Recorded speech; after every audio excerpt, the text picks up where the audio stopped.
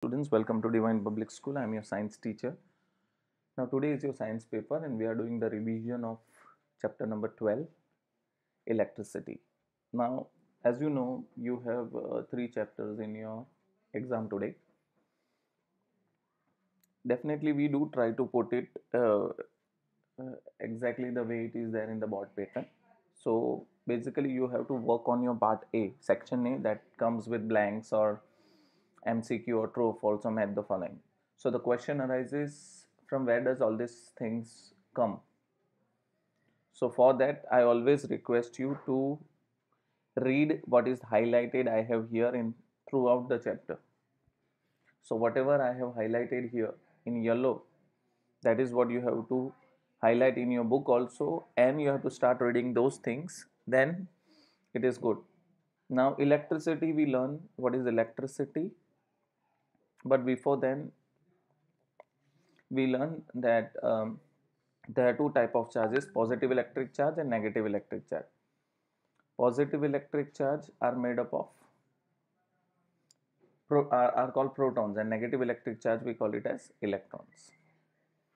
Okay, so what we call electric current, the definition of electric current I have highlighted. It is expressed by the amount of charge flowing through a particular area in unit time.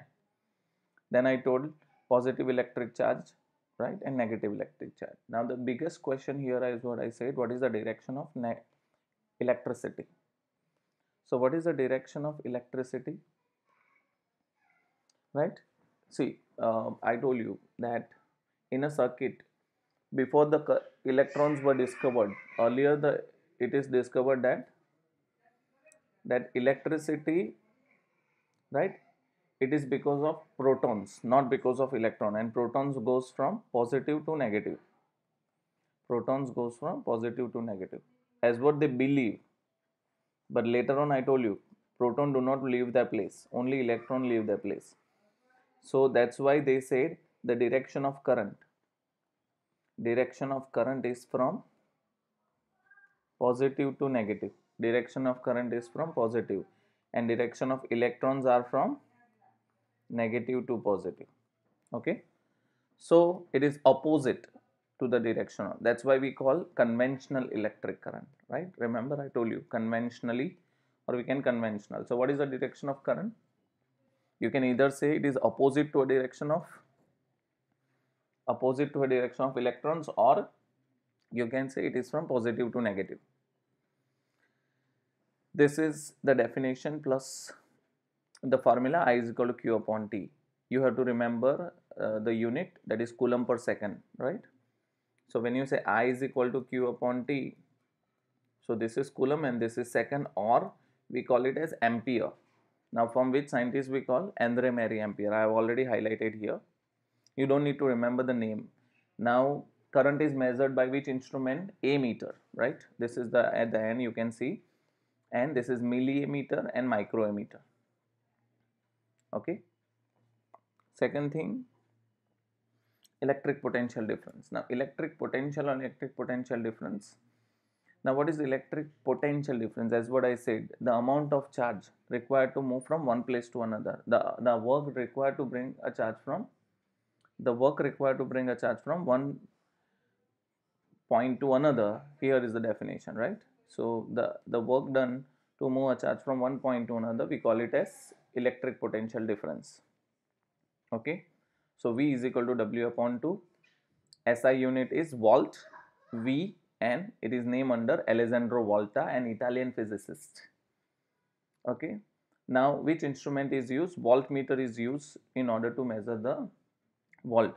Now the important thing I told you, ammeter is always connected in series, and voltmeter is always connected in parallel. Okay, ammeter is always connected in series and voltmeter is always connected in parallel. Understand this one small logic. Ammeter is always connected in series and voltmeter is always connected in parallel. One simple straight thing you have to understand. Okay, I told you reason also. If you connected ammeter in parallel or voltmeter in series, definitely they will get discharge or they are not going to sustain. Third, circuit diagram. These are the symbols. If one cell is there, that is a cell. If more than one cell are connected in series, it will become battery. Open key, close key, joint wire, crossing wire, bulb, resistance, ammeter, voltmeter. Now Ohm's law, very important, very important. Understand Ohm's law, even though you have to do this activity 12.1 also. So what is Ohm's law? What did they interfere from Ohm? This activity is that they are finding the relation. George Ohm, that's a person name who find out this relation between V and I. V and I. He is the person who find out the relation between V and I. So what is that? What he did is, first he put one cell and he measures, he write down V here and he will write down current. So ammeter reading, voltmeter reading. He is putting this here. Then he connected 2 cell, then he connected 3 cell, 4 cell, and correspondingly he is trying to measure current and voltage. And what do he interfere? He said that they are directly proportional. So as you increase the potential difference, the current also increases.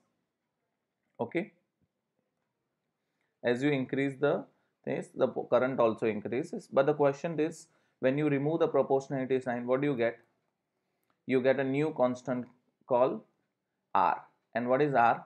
We call R as resistance. We call R as resistance. Okay. So the statement of Ohm's law is written here. You have to remember that in a definite physical situation, the amount of potential difference, the amount of current flowing through a conductor is directly proportional to a potential difference applied across it, provided its temperature remains the same. This is called Ohm's law. In purple, I have already highlighted. When you draw the graph, it is always straight line, and V is equal to IR. Now Ohm, what is the unit of Ohm? Resistance, sorry, what is the unit of resistance? That is Ohm, OHM. Your unit of resistance is OHM. It is Greek symbol is omega, right? And R is equal to V upon I, right? And the thing is, when you write down this, V upon R is equal to I. So if you see here, I and R are inversely proportional. Understand? They are inversely proportional means if current increases, resistance decreases. Okay, likewise. Now a component used to regulate the voltage source is a variable resistance. We call it as a rheostat. Okay, so there is fixed resistance also, there is a variable resistance also, right? Now a component given size that offers a low resistance are good conductor. So basically, how do we define? There are three types of material available: a good conductor, bad conductor, and an insulator. Now on what factor does the resistance depends? So resistance depends upon three things. It depends upon, right? Resistance depends upon. Now what is there in your related syllabus? Let us see. 12.5. Okay, so this is not there in your thing. Definitely I do have considered this thing in your today's paper also, but still I want you to read at least once. So resistance is directly proportional to length, means resistance is inversely proportional to area, and when you write down, it is L upon A. And when you remove the proportionality symbol, you have to write one constant, and that constant is called resistivity. Okay, so resistance actually depend upon three things: material, length, and area. Right? Length increases, resistance increases, area increases, resistance decreases, and rho is the resistivity that only and only depends upon material. Okay, so basically in your exam you don't have to remember this point 12.5. okay, and the board problems based on that. Now we learn series and parallel. 12.6 is there in your board examinations also. So in series and parallel connection, what we learn, if you connected three resistance in series, okay, and parallel. So if you see here, this is series, right? So what is series? They are connected one after another. One end is connected to another resistor, another end is connected to another resistor, and in parallel all three ends are connected at one and all other ends are connected at one. That is a parallel connection. So in series we learn that in series connection what is constant? Current will going to remain constant. In series connection what is going to become constant? Current is going to be remain constant. And what will drop? So when you say R1, R2 and R3, so current I is going to remains the same, and V1, V2, V3. So basically voltage is going to remain drop. So V is equal to V1 plus V2 plus V3, and when you put the value you get R is equal to R1 plus R2 plus R3. Okay. Then parallel, in parallel connection we learn this is parallel.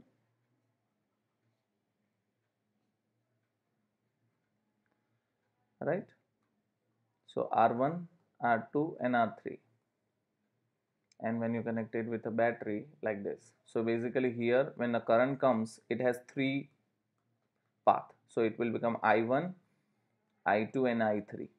And what is going to remains the same? V is going to remains the same. So here potential difference going to remains the same. So we get I is equal to I1 plus I2 plus I3, and when you derive you get 1 upon R is equal to 1 upon R1 plus 1 upon R2 plus 1 upon R3. Okay. So in parallel connection, potential difference is going to remain constant and current is going to divide. This is how you will get two formulas, and in board exam what problems can be asked based on these questions. So that is series and parallel connection, right? And then we told you that what is the merits and demerits, basically advantage and disadvantage. See, series connection, there is only disadvantage. Why? In series connection, if one stop working, all get stopped working. Second thing, the total equivalent resistance is higher, right? Total equivalent resistance is higher, hence there is a lot of current loss in your home if we connect our components in series connection, right? And we cannot switch on all the components simultaneously, while in parallel, and there is only one advantage, what? You can control the current in series connection. In parallel connection we have all advantages, there is no disadvantage in parallel connection. So what are advantages? You can switch on all components simultaneously, right? Second thing, if one get diffuse, others will still working efficiently, right? And total equivalent resistance is less, hence the current loss will be minimum in our home. That is the reason at our home we connect all the components in parallel connection.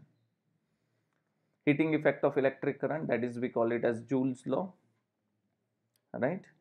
Joule's law, H is equal to I square RT. This is the statement that directly proportional to square of current, directly proportional to resistance, and directly proportional to time, H. Okay. And last we saw heating effect of electric current. Where do you use this application of Joule's law? You know, toaster, oven, kettle, heater, all these things. Okay. But for that particular type of material is used. And the last one we saw is a fuse. Even people were using fuse earlier with the same concept. And the last we saw was power. Power is what? P is equal to VI, I square R, V square upon R. Power, the unit of power is watt, W-A-T-T watt.